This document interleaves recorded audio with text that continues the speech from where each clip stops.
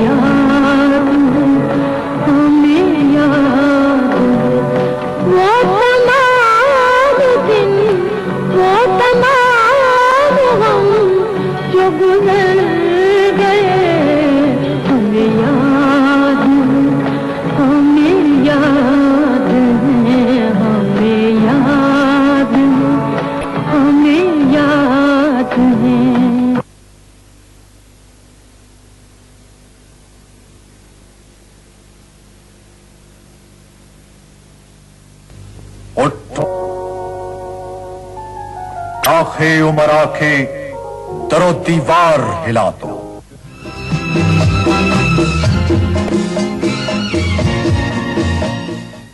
जुल्फिकार अली भुट्टो एक नहीं है, दो जुल्फिकार अली भुट्टो है।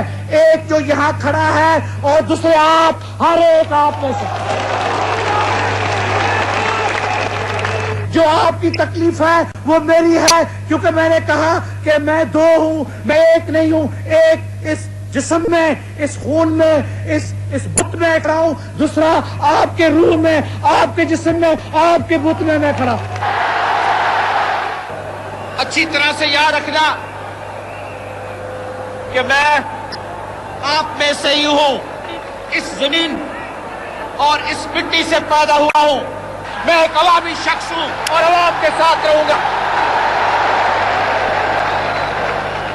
ये मेरा मकसद फिक्र है कि कोई कदम, कोई बुनियादी कदम मैं कभी आगे नहीं बढ़ूंगा गरीबों की इजाजत के बगैर, गरीबों के मेहरबानी के बगैर और गरीबों के तावन के बगैर। Make a pledge to you. I make a solemn pledge to you that I'll serve you with all my heart and soul. I'll serve you even if it kills me.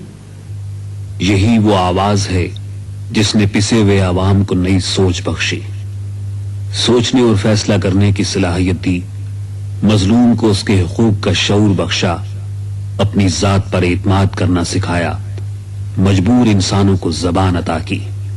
Bhutto की आवाज, ये आवाज जो आज भी पाकिस्तान की आवाज है, इसके गरीब की आवाज, मजदूर की आवाज, पंजाब, सिंध, सरहद और बलोचिस्तान की आवाज है जुल्फिकार अली भुट्टो, जो जुल्म और आमरीयत के खिलाफ मजलूम इंसानियत के लिए रोशनी और उम्मीद की किरण बनकर उभरा। इंसानी आजादी, मसावात और जमहूरियत के लिए जुल्फिकार अली भुट्टो की आवाज पर मुल्क के गोशे गोशे से मजदूरों, किसानों, तालिब इल्मों, दानिश्वरों, औरतों, मर्दों, बूढ़ों और बच्चों ने बैक ज़बान लब्बैक कहा। इसकी रहनुमाई में गरीब और बरसों के मजलूम अवाम ने वो कुव्वत पाई जो बिलाखिर आमरीयत की शिकस्त, इस्तेहसाली कुव्वतों की पसपाई और अवाम की आजादी और मुल्क के विकार का बाइस बनी। मुल्क को बरसों बाद एक रहनुमा, एक कायद नसीब हुआ, कायद अवाम Zulfikar Ali Bhutto. I know what the people of Pakistan want. I have lived with them, I have been with them through thick and thin. Please have faith in me because I have infinite faith in you. I know that with your cooperation, we can look over the Himalayas. We can be taller than the Himalayas. But without your cooperation, I am simply nobody. I cannot be carried on a gun or a bayonet. I can only be carried in your heart. I will never deceive you. I will never betray you. I will stand by you. Believe me that we will march together to a greater and a more glorious Pakistan. This we will do because we have faith in Islam. We have faith in Islam, which is the last message of God on earth. Islam that gave brotherhood, equality and fraternity to the world. With Islam, with social progress, based on what we consider to be Islamic socialism, based on brotherhood, equity and common feeling of tolerance and association, inshallah ta'ala, we will triumph. I have no doubt in my mind. My brothers and sisters, in this moment of anguish and sorrow, please do not have any doubt in your mind.